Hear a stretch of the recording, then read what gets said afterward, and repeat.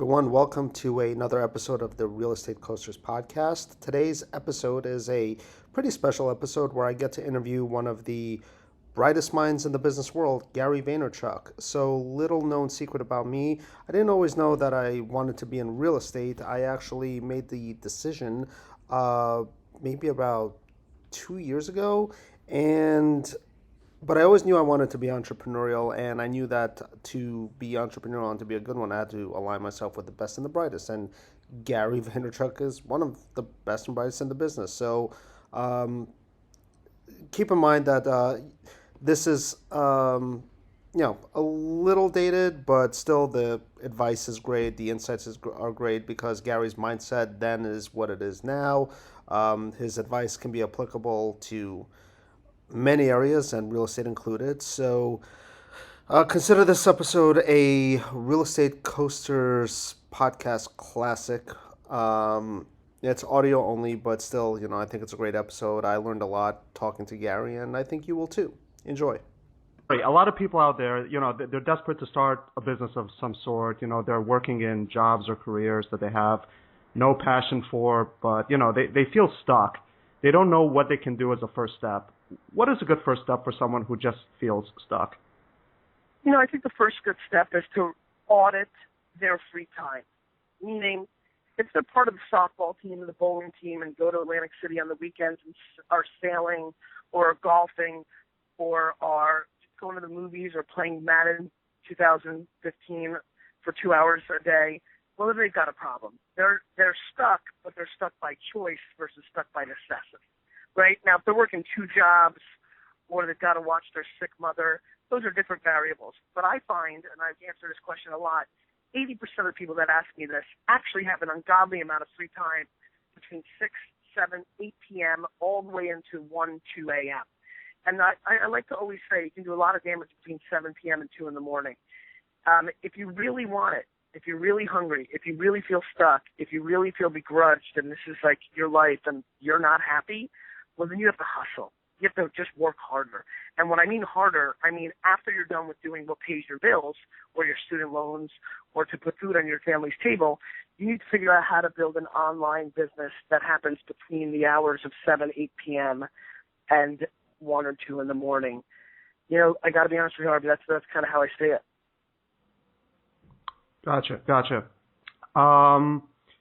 I fully agree, and you talk to a lot of people. They know what's going on in the latest episode of Game of Thrones, but at the same time they're saying, "Oh, I just don't have the time to do anything on the side." But I haven't watched an episode of Game of Thrones. I haven't watched an episode of Mad Men.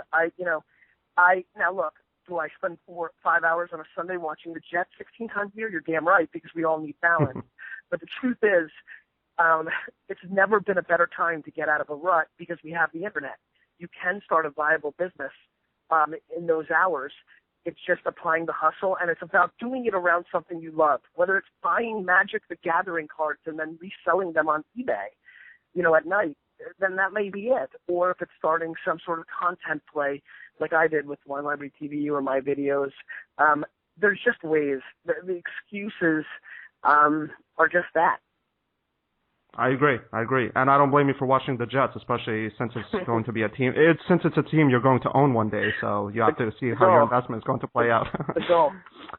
In your book Crush It, you talk about how your DNA is that of an entrepreneur, and some people might think, well, Gary has the DNA of an entrepreneur, but I certainly don't. But I think the truth is that everyone at one point in time in their lives have marketed or sold something to someone.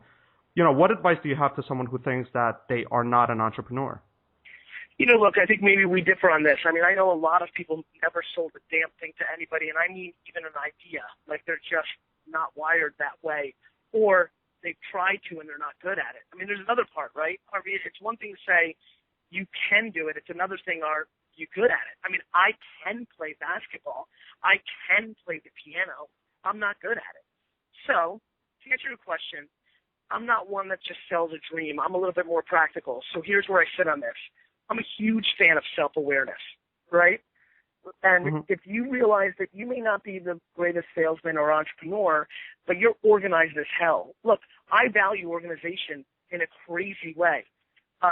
It's literally the thing I need the most around me because I'm so busy being frantic and creative and aggressive. And so, if you know deep down that you're a number 2 or a number 3 or a number 4 or number 5, go and find your number 1. Go find that crazy person who's a crazy genius, who's creative, but might not be organized to see it through, and find your partner in crime and together build something special.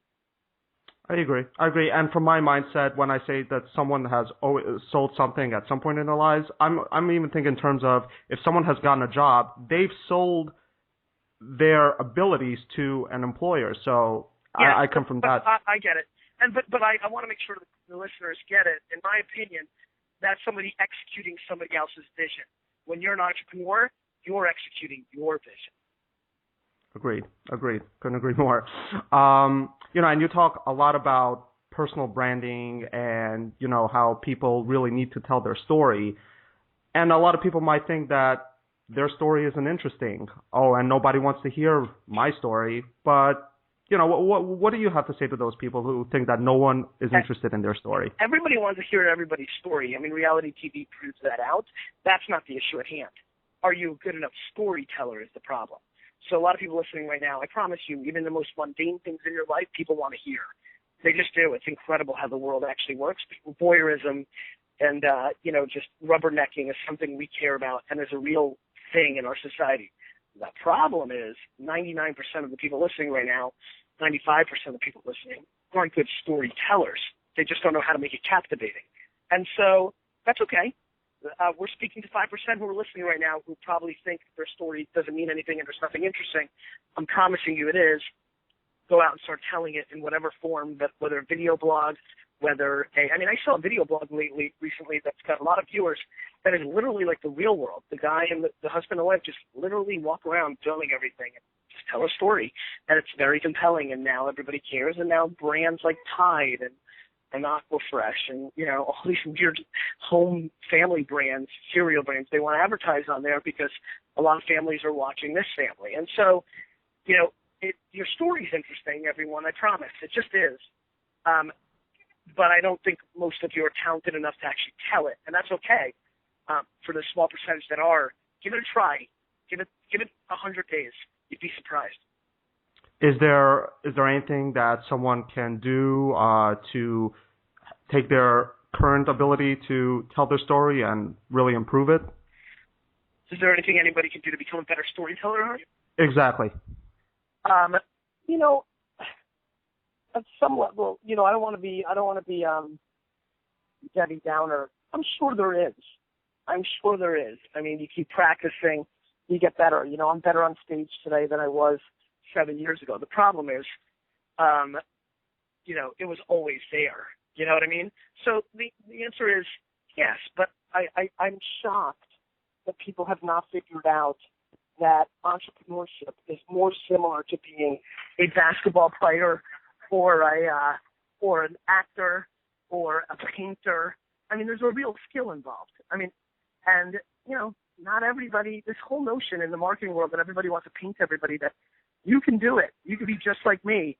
I'm not part of that school. I think you can be the best version of yourself, but sometimes that's not enough.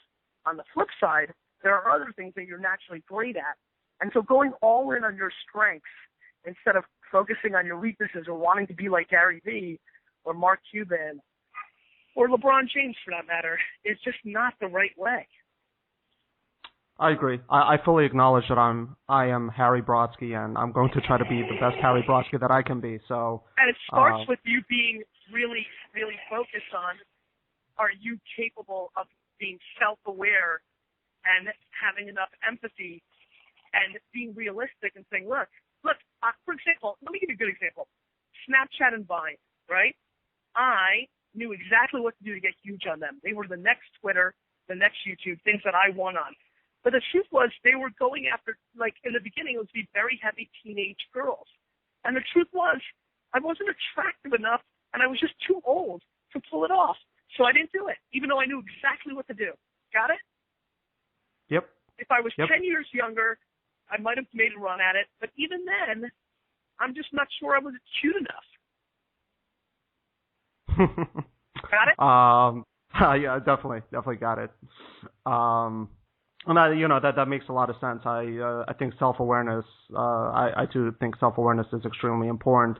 That kind of relates to my next question. You talk about people, engaging in the medium that they're best fit for.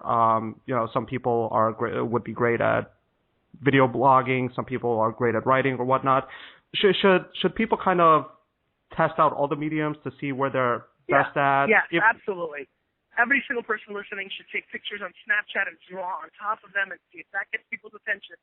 They should spend months on Twitter to see if they're clever, humorous, engaging, caring enough to win on that. Absolutely. Videos, pictures, audio, SoundCloud. There is a medium that people are stronger at. Now, look, the people here who are creative writing majors or art majors or were painters their whole life, they're going to know very quickly what they're better at. Improv actors, public speakers, they're going to know what they're better at. But I do think there's a lot of value in trying it out. So for the person who went to journalism school and has been writing in print their whole lives, do you recommend that person should give video a try as well? I do, but I can tell you from afar, I'm going to bet that writing's going to be a strong suit for them, Agreed. Yeah, And I think learning what you're good and bad at is worth the time commitment. I agree.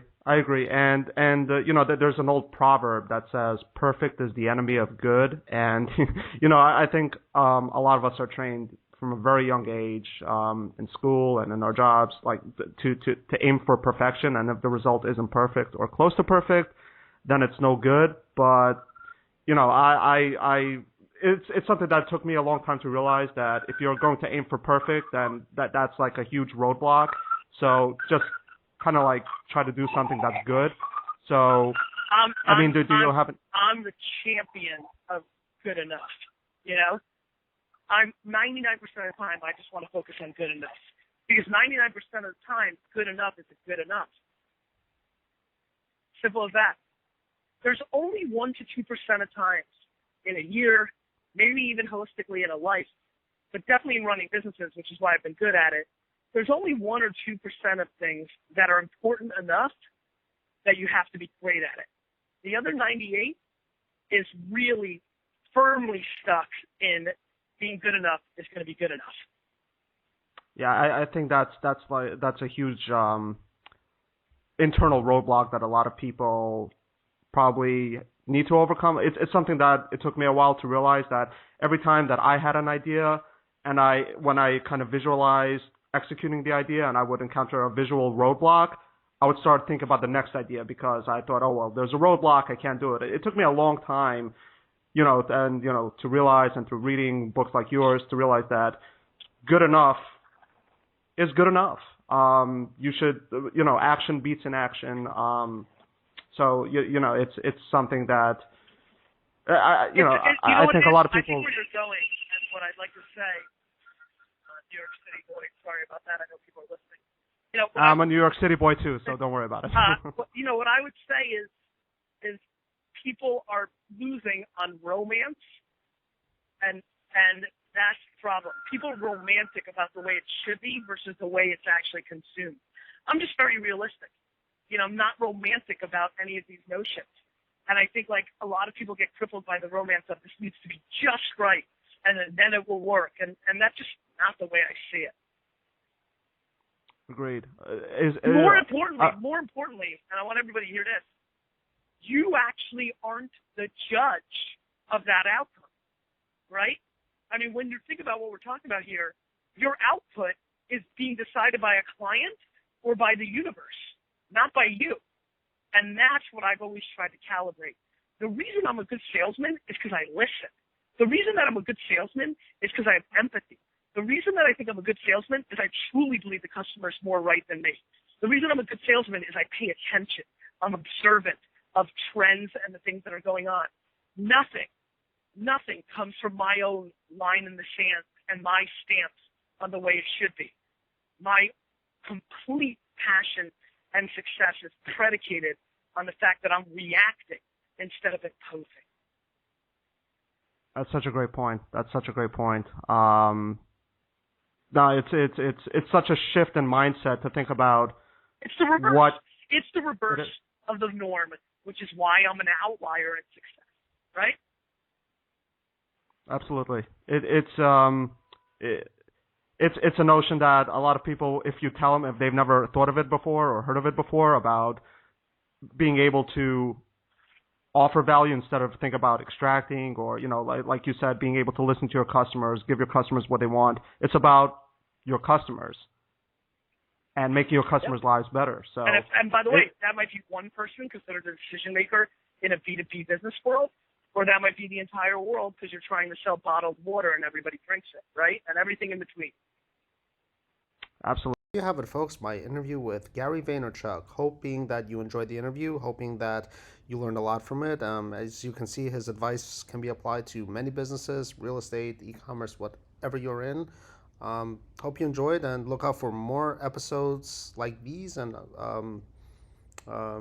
just keep on subscribing, keep on watching, keep on telling people you know about the Real Estate Coasters podcast, and really hope you guys enjoyed my interview with Gary Vaynerchuck. See you next time.